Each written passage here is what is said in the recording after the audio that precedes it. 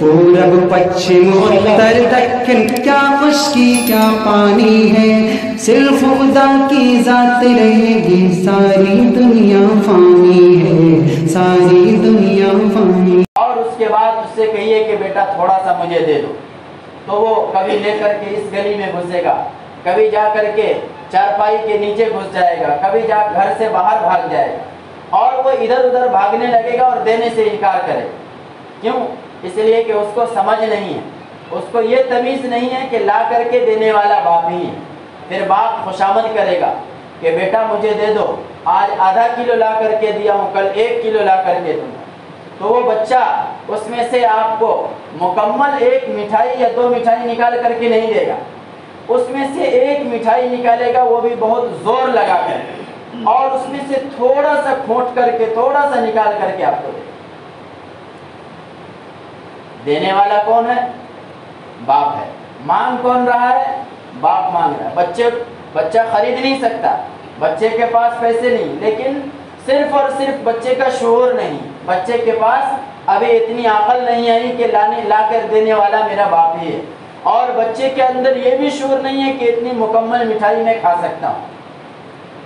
ठीक इसी तरीके से अल्लाह तबारक व तआला ने हमें माल दिया है, और माल देने के बाद सारे माल का मालिक हमें बना दिया है, और अल्लाह कहता है कि इसके ऊपर साल गुजर जाए तो सिर्फ 2.5% निकाल दो। उसमें हम लोग क्या करते हैं? थोड़ा सा निकाल दिया, अगर 1 लाख रुपए ज़कात बनती है तो 10-20 हज़ार रुपये निकाल दिया बिला हिसाब व किताब के, और सोचा कि ज़कात का हिसाब मुकम्मल हो गया।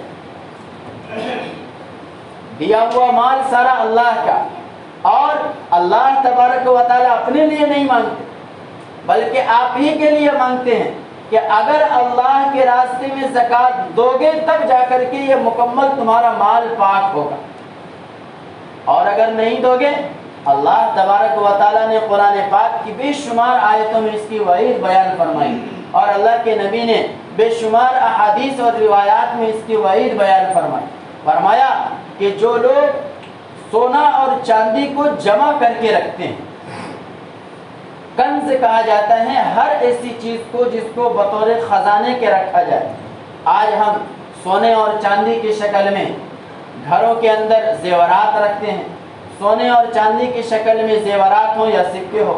इसी तरीके से कंज में वो भी दाखिल है कि हमारे बैंक बैलेंस, बैंक के अंदर लाख, 2 लाख, 50 लाख, 60 लाख, 2 करोड़ ये पड़े हुए हो, इसको हमने बतौर ख़जाना के जमा कर रखा है, इसको कंज कहा जाता है, जिसको अल्लाह तबारक व तआला ने फरमाया वल्लज़ीना यकनिज़ून अज़्ज़हब वल-फ़िज़्ज़ा, कि जो लोग सोना और चांदी को बतौर ख़जाना के जमा करके रखते हैं, वला युनफ़िक़ूनहा फ़ी सबीलिल्लाह, और इसको अल्लाह के रास्ते में खर्च नहीं करते। अल्लाह ऐसे लोगों का क्या हश्र फरमाएंगे? सबसे पहले सोना और चांदी को गरम आग के ऊपर तपाया जाएगा। आपको मालूम है कि सोना और चांदी या इस तरह की जो धात है, लोहा है, तांबा है, पीतल है, ये धात है एक तरह का, ये सब जब गर्म हो जाए तो इसके अंदर शिद्दत कितनी आती है। आप मुकम्मल तौर पर लोहा अगर भट्टी में गर्म हो तो उसको छू नहीं सकते, छूना तो दूर की बात, उसके करीब नहीं जा सकते। कल क़यामत के दिन जो लोग ज़कात अदा नहीं करते हैं, सोना और चांदी को आग में सबसे पहले गर्म किया जाएगा, उसके बाद उसकी पेशानी को दागा जाएगा, उस माल उसकी पेशानी को और उसकी पुश्त को और उसकी पसलियों को, तीनों को दागा जाएगा। मुफस्सिरीन किराम ने लिखा है कि इससे मुराद यह है कि बदन के हर उज़्व को सोना और चांदी को गर्म करके उससे दाग दिया जाए। दूसरी जगह अल्लाह के नबी ने फरमाया कि ये सोने और चांदी जिनकी ज़कात अदा नहीं की जाती है, खूब याद रखिए, जिस सोने और चांदी की ज़कात अदा नहीं की जाती है, जो प्लाट या जो ज़मीन हमने तिजारत के लिए ख़रीदी है और उसकी ज़कात अदा नहीं की जाती है, जो माल हमने बैंक में रखा है उसकी ज़कात अदा नहीं की जाती है, जो माल हमने तिजारत में लगाया हुआ है उसकी ज़कात अदा नहीं की जाती है, जो शेयर कंपनी के अंदर हमने ख़रीदी है उसकी ज़कात अदा नहीं की जाती है, جو پروڈکٹ اور جو مال ہماری فیکٹری اور ہمارے کارخانے میں تیار ہوتے ہیں وہ اس کی زکوٰۃ ادا نہیں کی جاتی ہے، یہ سارا کا سارا مال اسی میں داخل ہے کہ ان مالوں کو سونے یا چاندی یا دھات کی شکل میں پہلے کیا جائے گا، اس کے بعد اس کو گرم کیا جائے گا۔ ایک قرآن پاک کی آیت ہے کہ اس کو گرم کر کے اور بدن کے ہر عضو کو اس گرم سونے اور چاندی سے داغ دیا جائے گا۔ دوسری روایت میں اللہ کے نبی نے فرمایا کہ اللہ تبارک و تعالی ان مال کو ایک گنجے اور زہریلے سانپ کی شکل دیں گے۔ گنجا اس لیے سانپ ہوگا کہ زہر کی وجہ سے اس کے سر کے بال نہیں ہوں، اور حدیث کے اندر آتا ہے کہ اس کے چہرے پہ ایک کالا نقطہ ہوگا، اور کالا نقطہ بھی محدثین نے کہا کہ یہ زہر کی علامت ہے۔ اور اس سانپ کی خاصیت یہ ہوگی کہ اگر وہ زمین پہ ایک ڈنک مار دے، زمین پہ ایک ڈنک مار دے تو زمین کے اوپر قیامت تک ہریالی نام کی کوئی چیز نہ رہے۔ آپ نے راجستھان کے ریگستان کو دیکھا ہوگا جہاں کوئی چیز نہیں ہوتی، کوئی اناج نہیں ہوتا، کیونکہ وہ چٹیل میدان ہے، ریگستان ہے۔ اگر وہ سانپ زمین کے اوپر صرف ایک ڈنک مار دے تو پوری دنیا کی زمین کی وہی صورتحال ہو جائے۔ اس سانپ کا زہر ایسا ہے، وہ سانپ آدمی کو، جس آدمی نے مال جمع کیا اور زکوٰۃ ادا نہیں کی، اس کے پورے بدن کو لپیٹے گا، اور لپیٹنے کے بعد اس کے منہ کے اوپر ڈنک مارے گا اور کیا کہے گا؟ انا کنزکا انا مالکا، کہ میں ہی تیرا مال ہوں، تو نے مجھے جمع کیا تھا، اور جمع اس طور پر کیا تھا یحسب ان مالہ اخلدا، گن گن کر کے رکھتا تھا کہ آج 1 لاکھ کا مالک ہوا، کل 1 کروڑ کا ہو جاؤں گا، پرسوں 2 کروڑ کا ہو جاؤں گا، گن گن کر کے رکھتا بھی تھا۔ اور کیا گمان کرتا تھا؟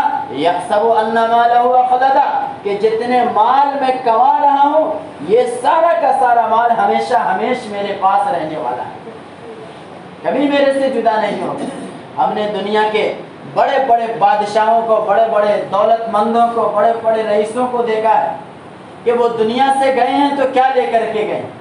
انہوں نے فیکٹری لگائی تو وہ ساتھ ان کے نہیں گئی، انہوں نے بڑے بڑے بنگلے اور بڑی بڑی گاڑیاں اگر خریدی ہے تو وہ یہیں کی یہیں رہی ہے، ان کو بھی دنیا سے خالی ہاتھ جانا پڑا ہے۔ ایسے ایسے بادشاہ جنہوں نے پوری دنیا کے اوپر حکومت کی ہے، ان کو بھی اس دنیا سے خالی ہاتھ جانا پڑا ہے۔ ہم تو ان کے مقابلے میں رتی برابر بھی نہیں، ذرہ برابر کے بھی مالک نہیں۔ آج ہمارے پاس تھوڑی سی دولت آ جائے، غریبوں سے بات کرنے کا انداز بدل جاتا ہے، غریبوں کو جھڑکنے کا انداز ہمارے اندر آ جاتا ہے، ہمارا اسٹیٹس ہی بدل جاتا ہے، ہمارا لیول ہی الگ ہو جاتا ہے۔ غریبوں کے ساتھ بات کرنا، غریبوں کے ساتھ بیٹھنا اور غریبوں کے ساتھ ہمدردی جتانا، یہ ساری چیزیں ہمارے اندر سے نکل جاتی ہیں، بلکہ یہ کہا جائے کہ مال و دولت کی اکڑ میں انسانیت ہمارے سے جدا ہو جاتی ہے۔ جو لوگ جن کو اللہ نے مال دیا ہے ان کو ڈرنا چاہیے، اور اگر وہ زکوٰۃ حساب کر کے نہیں نکالتے ہیں تو وہ اپنے لیے کل قیامت کے دن دردناک عذاب تیار کر رہے ہیں۔ وہ یہ نہ سوچے کہ اللہ کی پکڑ ابھی نہیں آ رہی ہے، اللہ کی پکڑ آتی ہے بیماری کی شکل میں، آفت کی شکل میں، اور ایسے ایسے راستے سے اللہ تبارک و تعالیٰ اس کو آزمائشوں کے اندر مبتلا کرتے ہیں جس کا وہ گمان بھی نہیں رکھتا۔ وہ یہ سوچتا ہے کہ میں اللہ کو ٹوپی پہنا رہا ہوں، اللہ کو دھوکہ دے رہا ہوں۔ اللہ کو نہیں دھوکہ دیتا، اپنی ذات کو دھوکہ دیتا ہے۔ اگر زکوٰۃ ادا نہیں کرتا اور اپنے مال کو حرام کیا ہوا ہے تو اس کے حرام مال سے جو اولاد کی پرورش ہوتی ہے وہ اولاد نافرمان ہوگی۔ اس لیے میرے بھائی، جن کو اللہ نے مال دیا ہے وہ زکوٰۃ ادا کریں، اور زکوٰۃ کے علاوہ بھی ان کے اوپر جو حق ہے، یہ جو عید الفطر آ رہی ہے اس کے اندر جو فطرہ مقرر کیا گیا وہ ادا کریں، اور جو غریب ہیں ان کے اوپر خرچ کریں، اور جو خرچ کریں گے وہ اللہ کے یہاں پائیں۔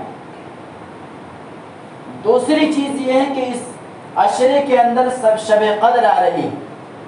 شب قدر کے متعلق آتا ہے کہ اللہ تبارک و تعالیٰ نے اس رات کو 1000 راتوں سے بہتر بنایا ہے۔